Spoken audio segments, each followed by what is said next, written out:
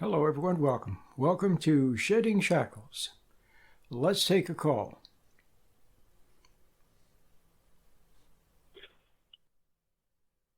Do you help non-Christians? I'm not in any religion. Thank you.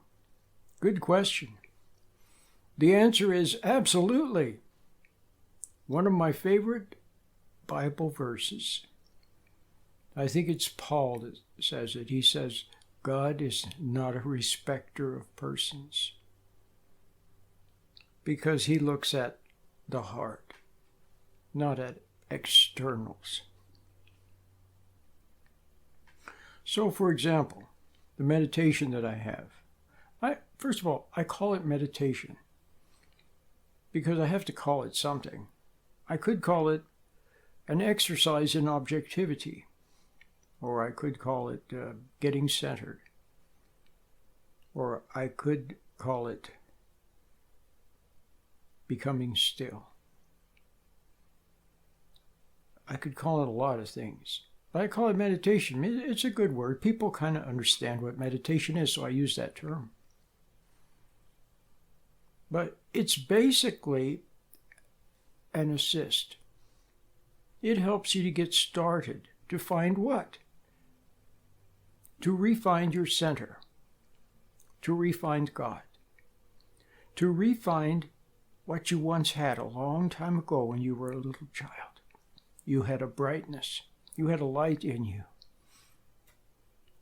you had spontaneity, you had a sense of adventure, and you had a sense of right and wrong. You knew when another kid did something wrong, you knew it. And when people were being mean, you knew it. Nobody had to teach you, you just knew it. That's what you have to refine. And it doesn't matter to me what country you're in, what part of the world you live in. I could care less. In fact, you don't even have to speak English very well. But you can sense that I'm coming from a good place. And you can understand enough of English, whatever your language is, whether it's Finnish or Danish or Spanish or whatever your language may happen to be, Chinese, Mandarin, Cantonese, Korean, I don't care. You understand that what sitting still is. You understand what closing your eyes and looking at the inside of your eyelids and seeing the little pixels of light. You understand all of that. And you understand how to become aware of your hand, for example, until it tingles a little bit. And that thereby you become centered. You recontact that inner light and you share it with your body. And so that's good for everybody. No matter where you are, you be sitting in South Africa. It's beautiful. The thing that always amazes me, when I close my eyes, I can see little pixels of light, a little warm glow of light. And if I went 2,000 miles away to Chicago and closed my eyes, I would see the same light. If I got on a spaceship and went hundreds of thousands of miles out into outer space, that same spiritual light would be there. It's just amazing. It's everywhere. And that's what you need to refine. And then live from it. Yearn for it. Love it. And don't resent other people. See that they're lost sheep. Maybe your parents, they did the best they could, but they messed up, so forgive them. In other words, don't have a grudge against them. That sort of thing. So it's universal. It's absolutely universal. Now, but it's particularly nice for Christians who are Christian but just not quite Christian enough. When they were kids, when you were kids, you heard beautiful things in church. You liked what you heard. You heard about Jesus and God and some of the things that he said, and you liked it. You heard the Christmas songs, and you liked them. And when you begin to meditate and start to refine that inner light, it testifies. Within there's a testimony, silent testimony to what you hear on the outside. So then you hear something beautiful and you know that it's true. And it goes for anybody, from any part of the world. You may have come from a Muslim background or a Buddhist background, or who knows. You hear things, something that's true, and then you see that it's true and it's beautiful and you love it. Now, of course, I'm going to say that as you begin to see things as they really are, well, then you're going to come around to see things as they really are. You'll see Christ for who he is, and you'll see God for what he is. I don't mean see him literally, but I mean sense, understand, realize, and so on. It's beautiful. But it's private. See, in the past, what's happened to a lot of us, people have tried to force something on us. They try to force you into believing this or believing that. And so they kind of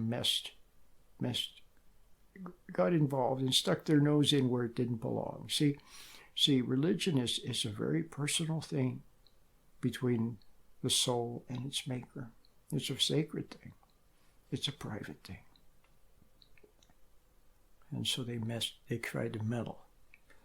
Like, some kids, they have a little diary or something, and then their mother goes into their diary and reads what they wrote. You see what I mean? And so that sort of thing can really turn a person off to religion. It really can. So then you have people who are totally turned off to religion, totally turned off to Christianity, because the Christians, like Gandhi said, he said, well, they asked him about Christianity. He said, well, it actually sounds rather nice. But he said, the only thing is that I've never met a real Christian. So you see what I mean?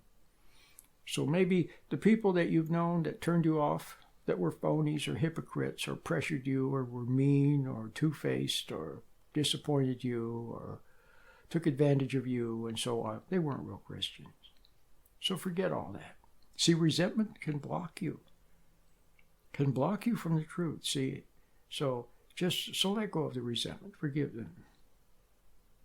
And then you'll be able to see what really is. Just like school. A lot of people have learning blocks from school. Things were forced on them. The wrong teaching methods were used. Things were presented to them too quickly, and they were overwhelmed, or too slow, and it was boring, or the wrong things were presented, the wrong way of presenting. There was just so many things, or the atmosphere was no good, or at home things were not good. They went to school, they couldn't focus, they got bad grades, blah blah blah. So just forget it all. Start anew. Learn what's of interest to you. Go out in the world and go about your business, and then all of a sudden you'll see something or you'll realize something.